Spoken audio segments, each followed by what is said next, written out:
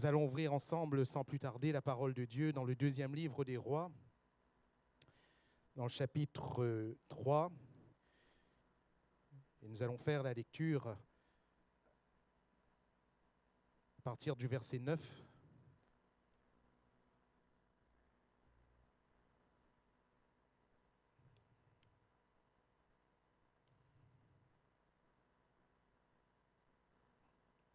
Nous lirons jusqu'à la fin de ce chapitre, le verset 27, afin de bien comprendre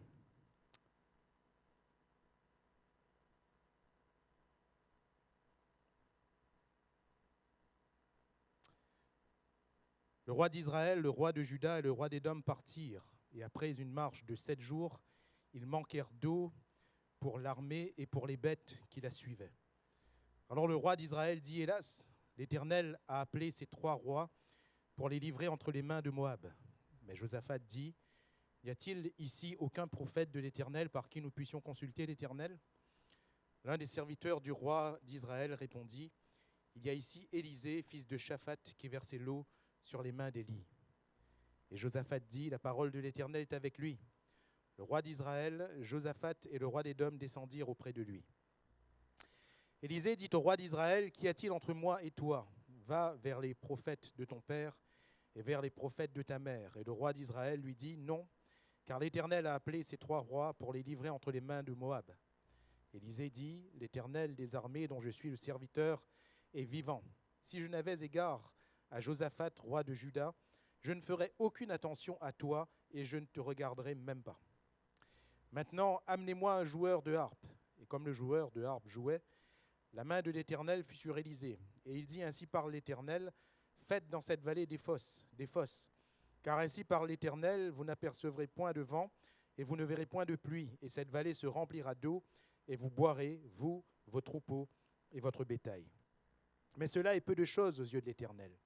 Il livrera Moab entre vos mains, vous frapperez toutes les villes fortes et toutes les villes d'élite, vous abattrez tous les bons arbres, vous boucherez toutes les sources d'eau, et vous ruinerez avec des pierres tous les meilleurs champs.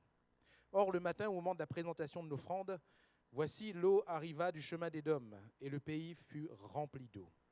Cependant, tous les Moabites ayant appris que les rois montaient pour les attaquer, on convoqua tous ceux en âge de porter les armes, et même au-dessus, et ils se tinrent sur la frontière. Ils se levèrent de bon matin, et quand le soleil brilla sur les eaux, les Moabites virent en face d'eux les eaux rouges comme du sang. Ils dirent, c'est du sang. Les rois ont tiré l'épée entre eux.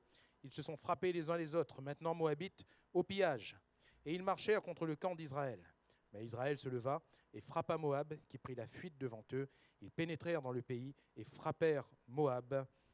Et nous arrêterons là notre lecture. Amen. Gloire à Dieu. Je vous laisserai bien faire lecture de tout ce chapitre chez vous. Et nous avons lu tout ce passage est bien relativement long, afin de bien nous imprégner de ce contexte.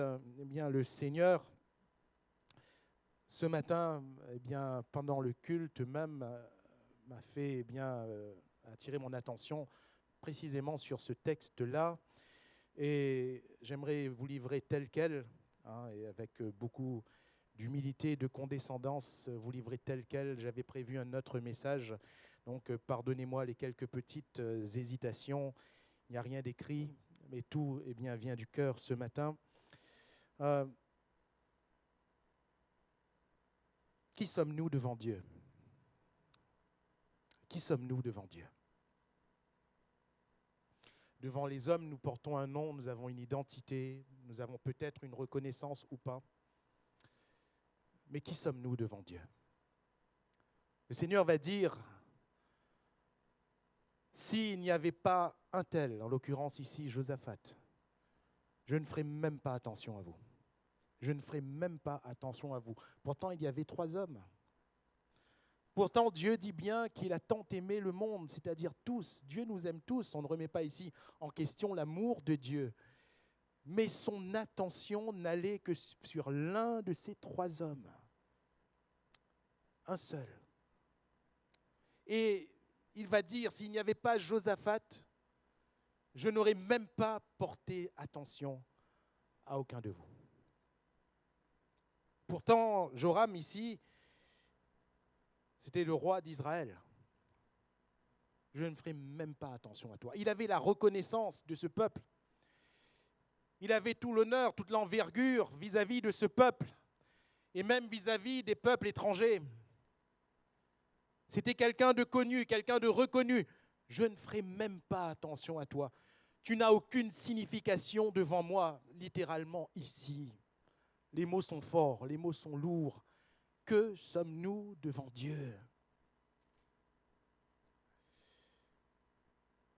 Paul va dire à Timothée que dans les derniers temps, il y aura des fanfarons.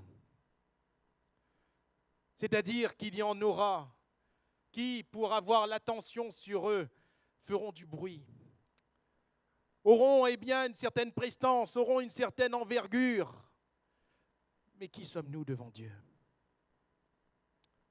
Qui sommes-nous devant Dieu ? Quelle est notre identité ? Est-ce que ce matin, Dieu, avec honneur, nous accorde une attention ? Bien sûr que c'est le Dieu de grâce, bien sûr que tout vient de sa grâce. Rappelez-vous ce qu'il va dire concernant Job. As-tu vu mon serviteur ? Job, à ce moment-là, sur la terre, il était regardé comme maudit. Il était regardé comme au plus bas. Sa femme même va lui dire « Maudit Dieu et meurs ». Mais dans le ciel, il y avait ces paroles. « As-tu vu mon serviteur Job ? As-tu vu mon serviteur Job ? Qui sommes-nous devant Dieu ? Notre vie, nous la vivons devant Dieu. Peu importe les hommes, nous la vivons devant Dieu. Qui sommes-nous devant Dieu ? Les démons, qu'est-ce qu'ils vont dire au fils de Séva ? On connaît Jésus. Oh, ça pour connaître Jésus, on le connaît. On connaît. Le possédé de Gadara va dire, à Jésus, on sait qui tu es. On sait que tu es le Fils de Dieu et que tu es venu pour nous perdre. Jésus, on connaît. Et puis ils vont rajouter, on sait qui est Paul. Et dernière question, vous, qui êtes-vous ? Qui êtes-vous ? Qui êtes-vous ? Qui sommes-nous ? Qui sommes-nous ? Quelle audience avons-nous encore auprès de Dieu ? Frères, sœurs, chers amis,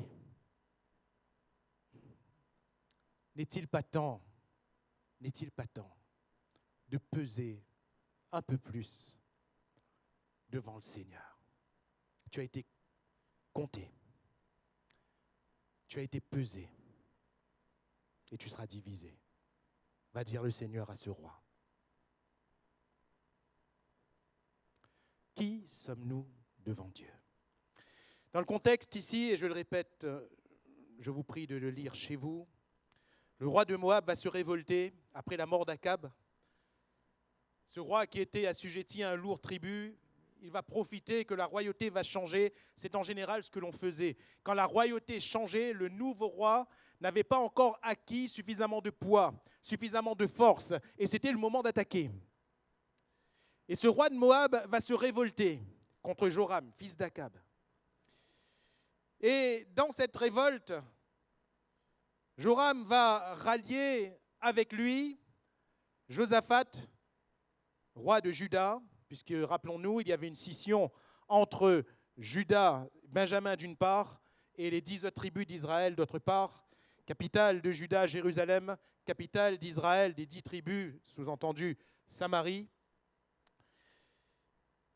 Et à l'occasion de cette scission, Israël, les 10 tribus vont fortement s'éloigner du Seigneur. Et le roi Akab a mis vraiment un comble à cet éloignement. Le roi Akab a mis un comble au péché d'Israël. Quand le roi Akab a fait tout ce qu'il a fait, la parole de Dieu déclare qu'il n'y a eu personne qui a péché comme lui. Il n'y a eu personne qui a fait pécher Israël comme lui. Personne.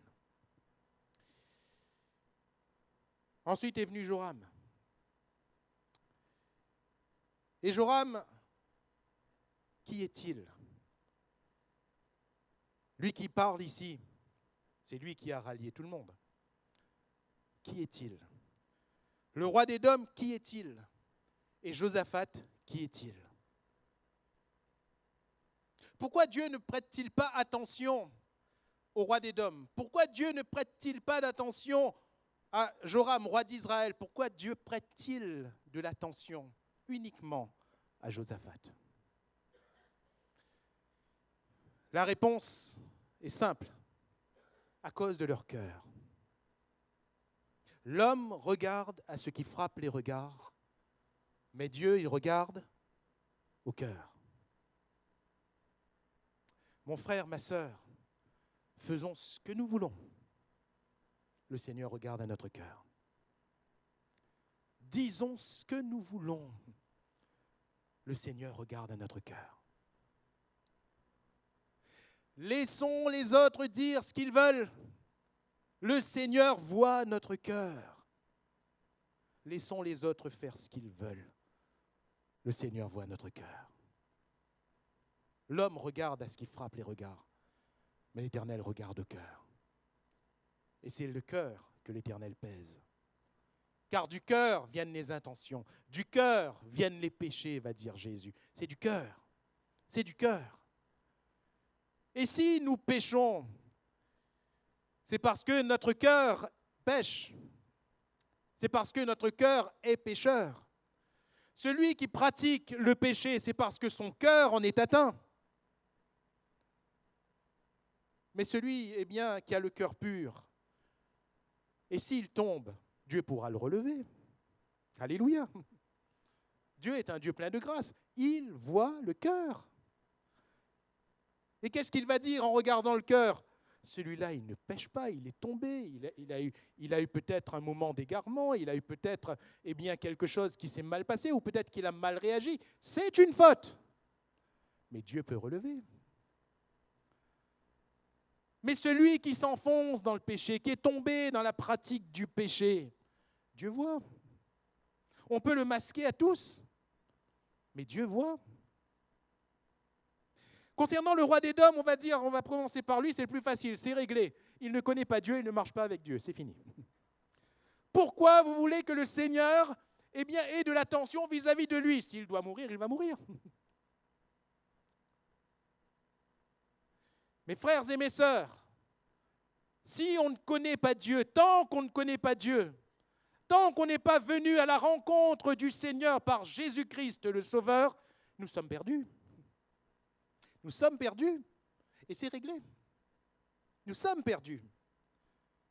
Nous demeurons sous cet état où il est dit tous sont péchés, tous sont privés de la gloire de Dieu, il n'y a pas un juste, pas même un seul, tous sont égarés, tous sont pervertis, nul n'est intelligent, nul ne cherche Dieu. Nous sommes sous cet état, nous sommes perdus. Mais si étant dans cet état, nous voulons rechercher le Seigneur devient notre salut. Alléluia. Voilà pourquoi l'évangile est prêché. Voilà pourquoi toute la semaine prochaine, nous aurons une campagne publique d'évangélisation. Et nous ne cesserons de mener ces campagnes tant qu'il fera jour. Le Seigneur nous demande de travailler tant qu'il fait jour. Pourquoi? Pour que ces âmes qui sont renfermées sous cette condamnation soient sauvées par le Seigneur.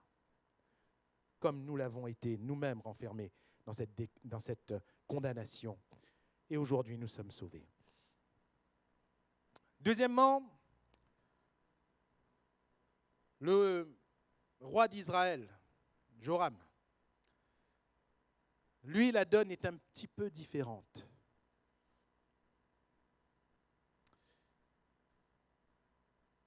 Il n'est pas à catégoriser complètement avec le roi d'Édom, parce qu'on ne peut pas dire qu'il ne connaît pas Dieu. Regardez bien, il va lui dire lui-même, l'Éternel,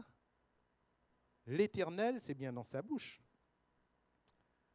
L'Éternel a appelé ces trois rois pour les livrer entre les mains de Moab. Il a une certaine connaissance de Dieu. Tout du moins de par la culture et l'histoire d'Israël, Israël c'est le peuple de Dieu, il connaît l'Éternel. Il connaît l'Éternel. Est-ce que tout est mauvais chez lui? Est-ce que tout est à jeter? Non, non. Quand on lit son histoire, à partir du début du chapitre 3, je vous renvoie au verset 2, « Il fit ce qui est mal aux yeux de l'Éternel, non pas toutefois comme son père et sa mère. » Qu'est-ce qu'il va faire de bon? Il va renverser les statues de Baal que son père avait faites. Il va renverser les statues de Baal. C'est quand même bien.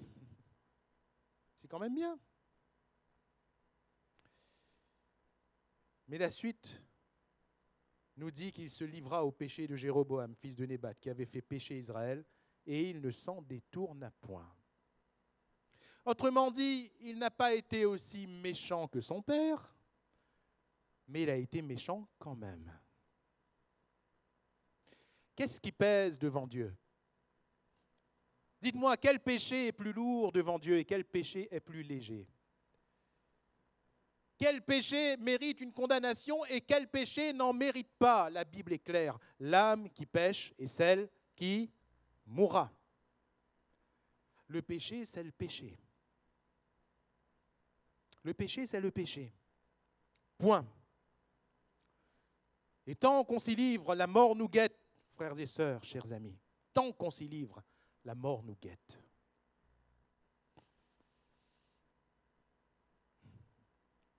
Joram, c'est malheureusement l'image, le type de beaucoup de chrétiens au travers de l'histoire et de nos jours. Un peu de Dieu et un peu du monde. Un peu de Dieu, un peu de Baal. Un peu de Dieu, un peu d'Astarté. Un peu de Dieu, et un peu du dehors.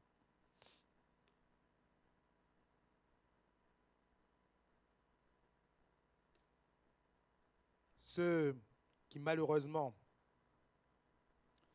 pensent mener une vie chrétienne qui les sauve, mais n'aperçoivent pas qu'ils se dirigent tout droit vers la perdition. Car avec Dieu, on ne peut pas être à moitié. On ne peut pas. Nul ne peut servir deux maîtres. Nul. Nul. Et ce n'est pas moi qui le déclare. Ici, nous l'avons lu clairement. Malgré le petit peu de bien que fait Joram, malgré le peu de connaissances qu'il a de Dieu, Dieu dit quoi? Je ne ferai pas attention à toi. Je ne ferai pas attention à toi.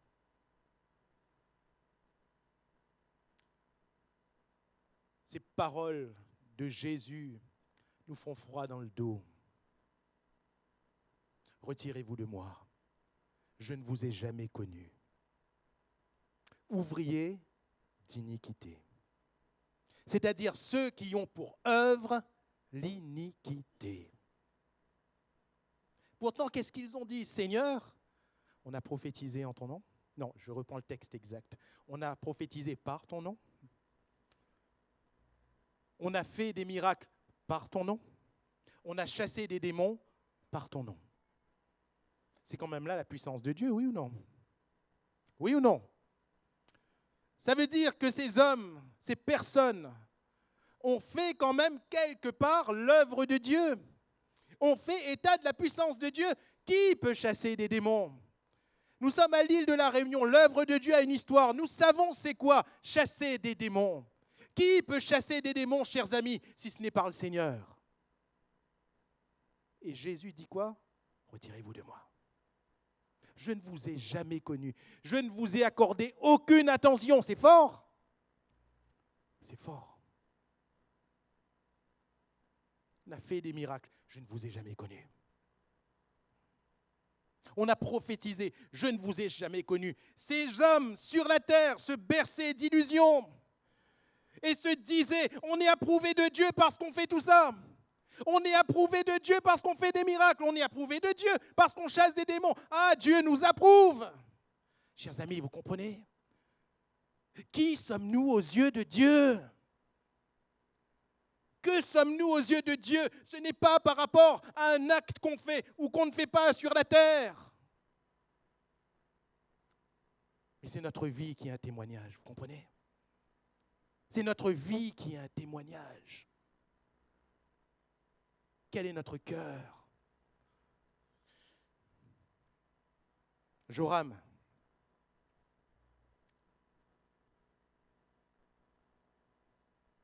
il va lui dire quoi, le prophète? Pourquoi tu ne vas pas consulter les prophètes de tes parents? Ces prophètes d'idoles. Pourquoi? Lui, il va répondre quoi? Non, parce que c'est l'Éternel qui livre. Vous voyez, quelque part, il confesse que le Seigneur est au-dessus de ces idoles-là.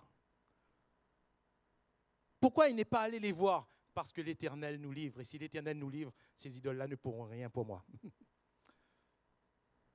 Ces dieux d'hommes-là, créés par des hommes-là, le monde-là, ils ne pourront rien pour moi. Qu'étaient-ce alors ces idoles jusqu'à maintenant? Les idoles, les dieux fabriqués par les hommes, n'étaient bien que des prétextes pour pouvoir vivre la vie qu'ils voulaient mener. Petits enfants, va dire Jean à la fin de sa première épître, gardez-vous des idoles. Gardez-vous des prétextes. Gardez-vous des prétextes qui vous permettent, qui sont pour vous des excuses. Qui ne sont pour vous en fait que des mobiles pour mener la vie que vous voulez mener. Je ne sais pas si vous avez connu ça vous-même ou peut-être des amis. Moi, quand j'étais scolarisé, je ne faisais pas trop de bêtises, hein, pas trop. Je n'ai pas dit pas du tout, mais pas trop.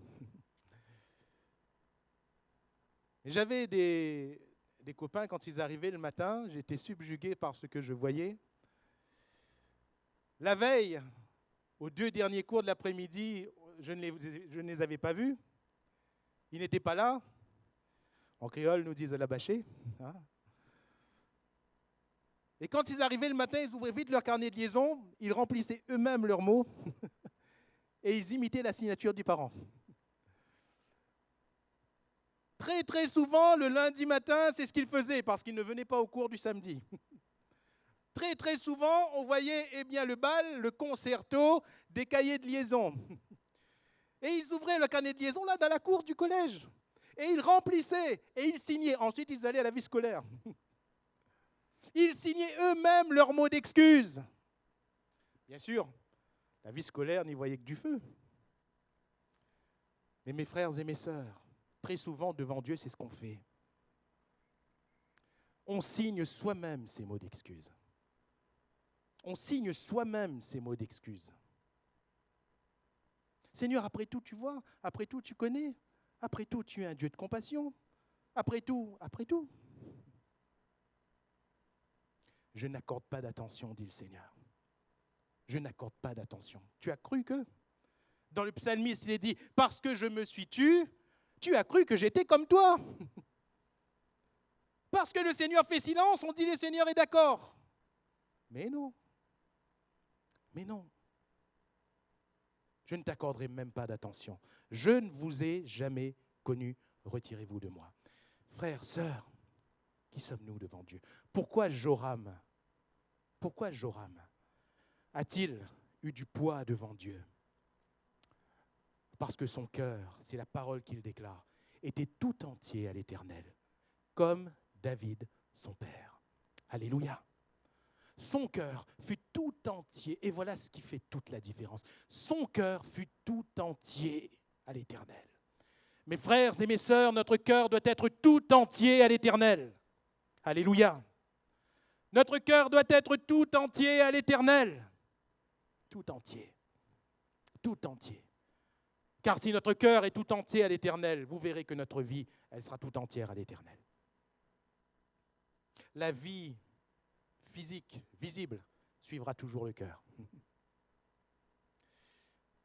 Est-ce qu'il est écrit que Josaphat, son cœur, oui, a été tout entier à l'Éternel? Est-ce qu'il est écrit qu'il a été parfait? Est-ce qu'il est écrit qu'il n'a fait aucune faute, aucun mauvais choix? Si. À un moment donné, même le Seigneur va le reprendre. Quand il va aller avec Akab sur le champ de bataille, le Seigneur va lui demander des comptes en disant, toi, tu vas te rallier à l'ennemi maintenant? Et j'aimerais vous dire que Josaphat, ici, il n'est pas à sa place. Ce n'est pas son combat. C'est encore là un mauvais choix. Il n'aurait pas dû se rallier à Joram. Il n'aurait pas dû se rallier à Édom. Mais Dieu a vu son cœur. Alléluia. David n'a-t-il pas commis des fautes? David n'a-t-il pas commis un adultère? N'a-t-il pas commis un meurtre? Oui. Mais Dieu a vu son cœur. Dieu a vu son cœur. Notre cœur doit être en entier au Seigneur. Ça ne nous privera pas de mauvais choix. D'accord. Mais quand on fera des mauvais choix, le Seigneur saura nous secourir. Parce que notre cœur est en entier à lui. Alléluia. Le Seigneur saura nous relever. Le Seigneur saura nous pardonner. Le Seigneur saura nous faire repartir de l'avant. Personne ne peut juger notre cœur, mais le Seigneur nous juge. Josaphat, il a fait un mauvais choix. Mais le Seigneur va dire, eh bien, je vous écoute. Je vous porte attention à cause de lui. Alléluia. Il n'aurait pas dû être sur ce champ de bataille avec Akab. Il est tombé dans le panneau. Josaphat avait pris ses habits royaux. Akab s'était déguisé. Il était malin, Akab. Il était malin. Parce que c'était Israël qui officiellement livrait la guerre. Le roi d'Israël avait déclaré la guerre. Josaphat n'avait été qu'un allié, mais c'est le roi d'Israël qui déclarait la guerre. Akab a dit, je vais me déguiser.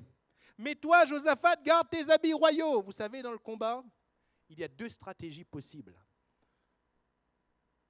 Soit le roi adverse ordonnait qu'on livre bataille contre tous les soldats, et en général, c'est la proportion qui était la plus forte à la fin qui gagnait, c'était ceux qui étaient le moins tombés, ou soit il disait, vous ne faites pas grand-chose, vous ne faites pas autre chose, vous visez le roi. Parce que si le roi tombait, c'était gagné. Et c'est ce qui s'était passé à ce moment-là. Vous ne vous attaquerez à personne, ni petit ni grand, si ce n'est au roi d'Israël. C'était l'ordre. Et qui était habillé en roi ce jour-là? Josaphat. Quel piège, chers amis. Et il n'a pas vu, il n'a pas eu ce discernement, il n'a pas fait un bon choix. Mais Dieu a vu son cœur. Alléluia. Dieu a vu son cœur. Dieu a vu que le cœur de Josaphat était bon. Et là, c'est la même bonté qui parle. Je viendrai.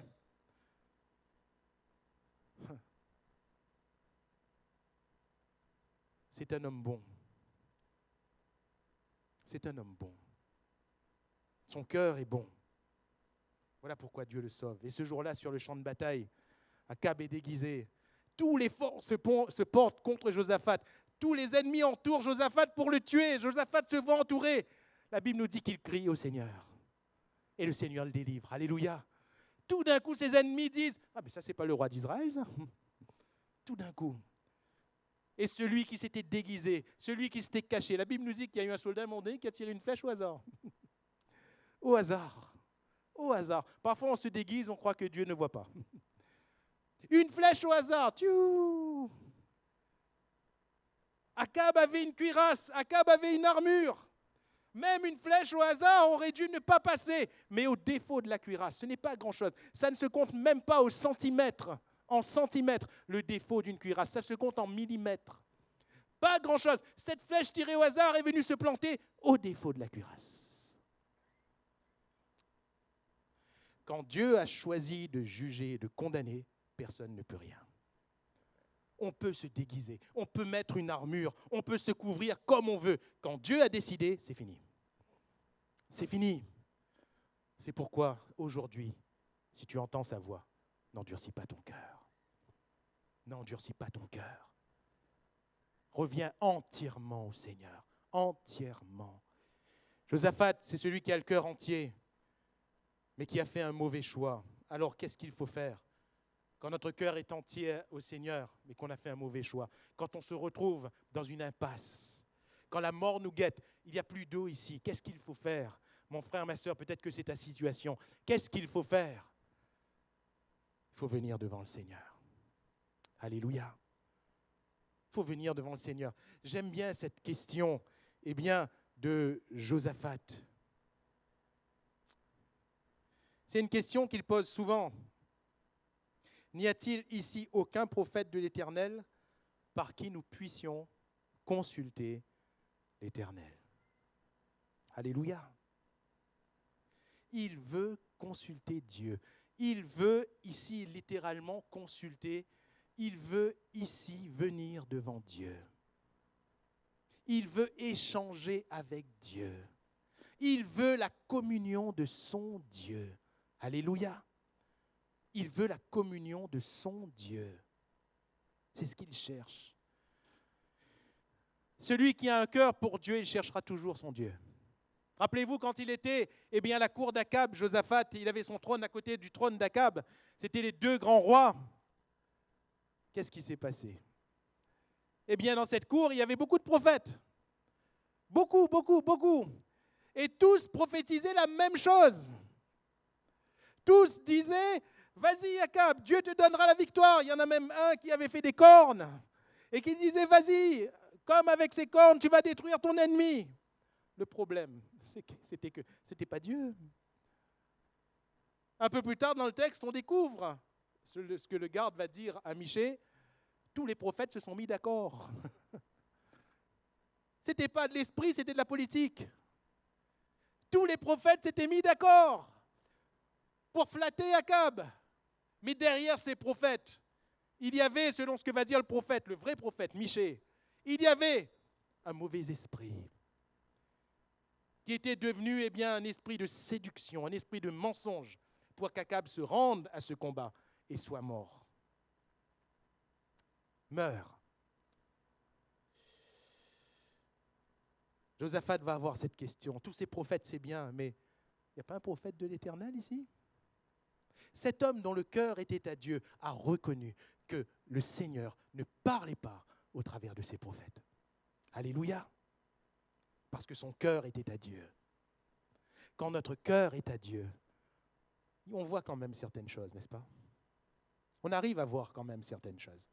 Parfois, on n'arrive pas à bien mettre des noms, mais on arrive quand même à voir certaines choses. Le prophète est venu à parler, et c'était le seul. Il y avait des centaines, c'était le seul qui a parlé de la part de Dieu. Ici, il consulte Dieu. Il consulte. Dieu ne se serait pas laissé consulter s'il n'y avait pas Josaphat. Alléluia. Voilà pourquoi je vais poser cette question tout à l'heure. Avons-nous audience auprès de Dieu? Avons-nous audience auprès de Dieu? Est-ce que Dieu se laisse consulter par nous? Est-ce que Dieu nous laisse entrer dans sa présence, dans sa communion? Si notre cœur est en entier pour le Seigneur, ce matin, nous pouvons venir dans sa présence, venir dans sa communion. Et quand nous venons par la prière dans sa communion, l'Esprit de Dieu est là. Alléluia. L'Esprit de Dieu est là. Un homme du nom d'Élisée rempli de l'Esprit, un joueur de harpe rempli de l'Esprit de Dieu. Parce que quand il dit d'amener de la musique et de jouer, ce n'est pas physique. Ce n'est pas physique, ce n'est pas que du talent. L'Esprit de Dieu ne répond pas à un talent. L'Esprit de Dieu ne répond pas à une volonté ou à une capacité d'homme.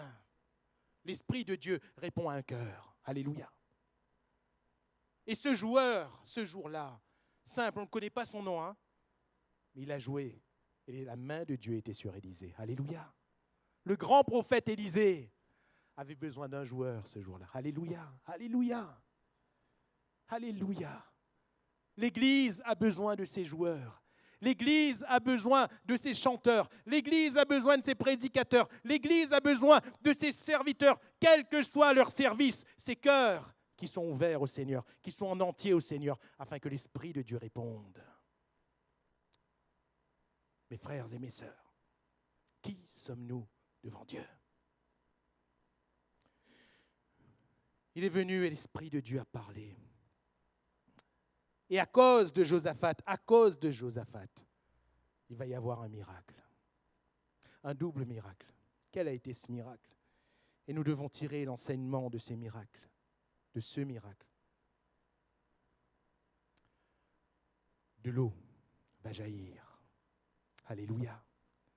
alors qu'il n'y a pas eu de pluie, alors qu'il n'y a pas eu de vent, de l'eau va jaillir.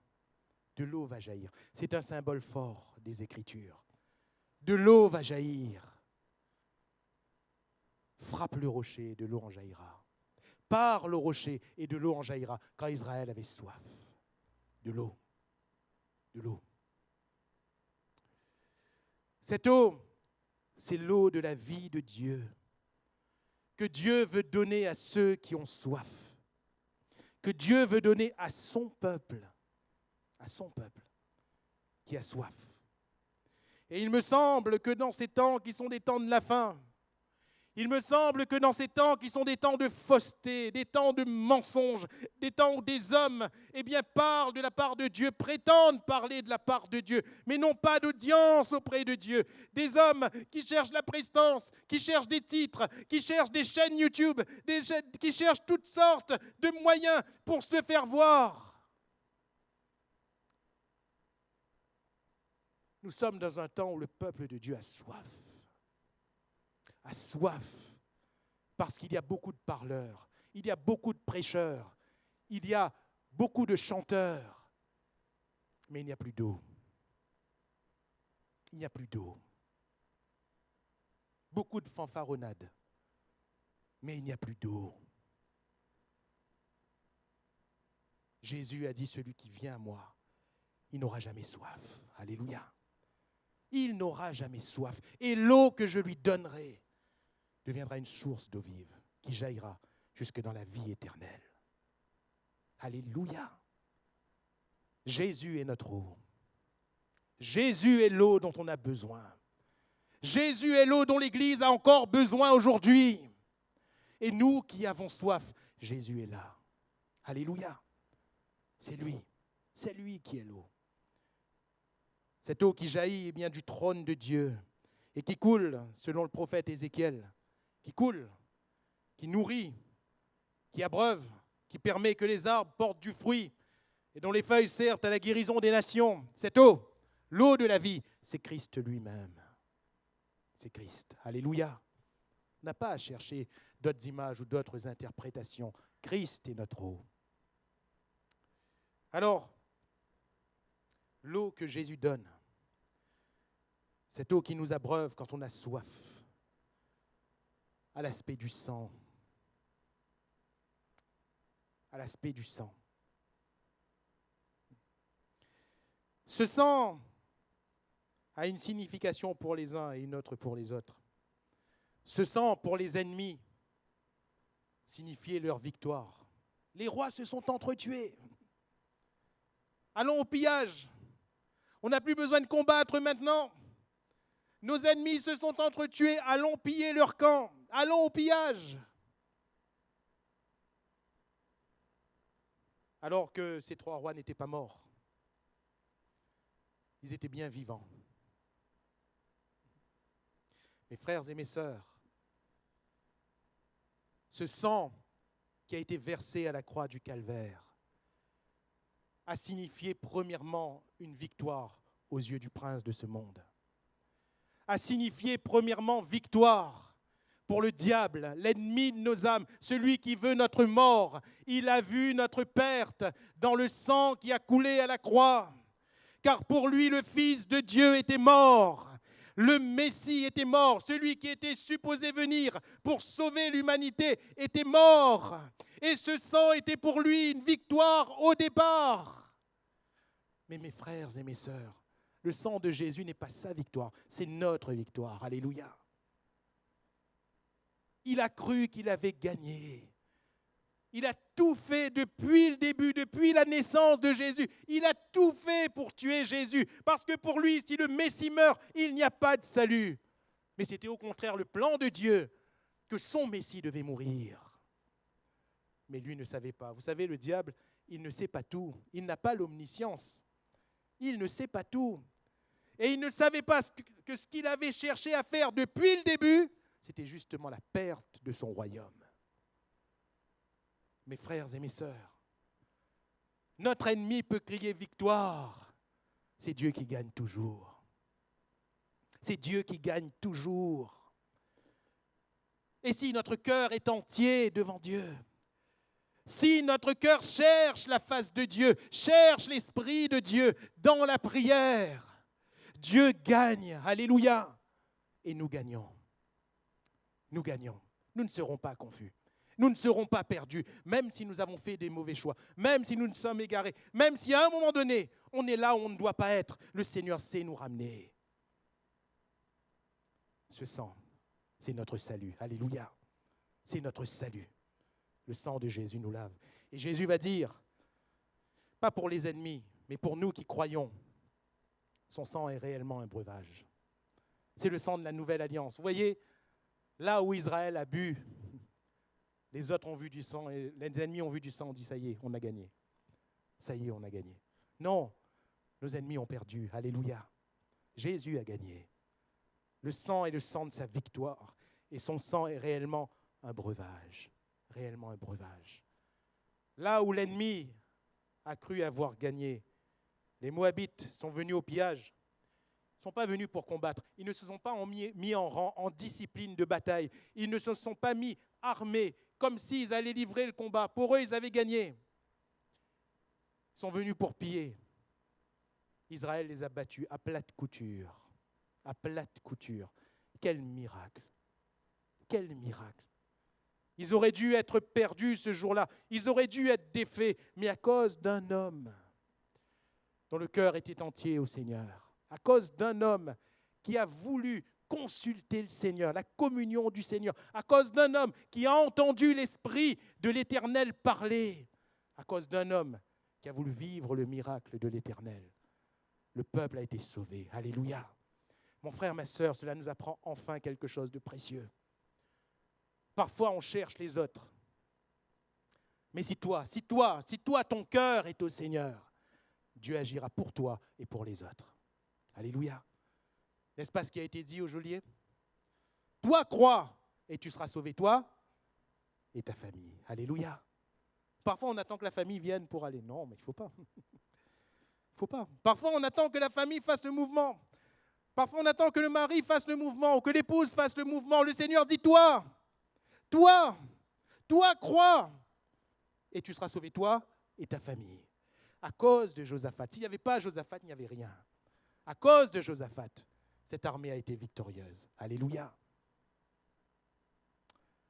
Qui sommes-nous devant Dieu? Qui sommes-nous devant Dieu? Si notre nom est inscrit dans le livre de vie, nous sommes connus dans le ciel, n'est-ce pas? Si notre nom est inscrit dans le livre de vie, le ciel nous connaît. Mais si notre nom n'est pas inscrit dans le livre de vie, il peut être placardé sur tous les murs de la terre. Il peut être placardé sur tous les murs de la ville. On peut faire de belles affiches. Si notre nom n'est pas connu là-haut, nous ne sommes pas connus. Nous ne sommes pas connus de Dieu. Ce matin, que notre cœur soit en entier au Seigneur, afin qu'il porte son nom. Ce matin, que notre cœur soit en entier au Seigneur, afin que sa bénédiction et sa gloire viennent sur nous. Que notre cœur soit en entier au Seigneur, afin que sa victoire nous soit accordée, même si nous nous sommes trompés, même si nous avons fait de mauvais choix. Que ton cœur revienne en entier au Seigneur, mon frère, ma sœur. Courbons-nous et prions le Seigneur.